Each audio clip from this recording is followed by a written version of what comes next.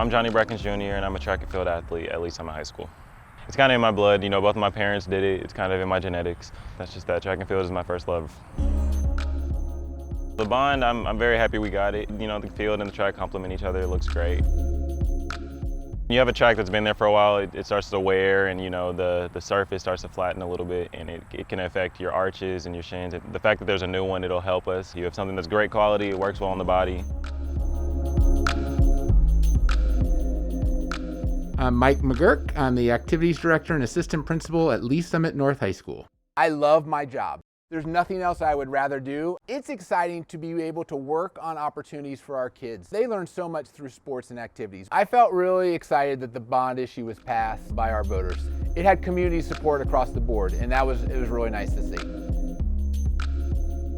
I'm Cliff Thurmond. I am the band director here at Lee Summit West High School. I get to teach music.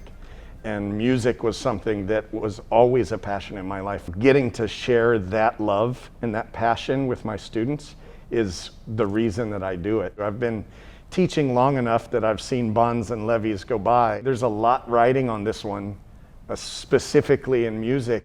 Cleanliness of the turf field and standard landmarks that are there are very important to a marching band. What it does is just provide safety for my kids. It meant a lot that the overwhelming support was there and that they see the validity in the opportunities it's going to provide to our program.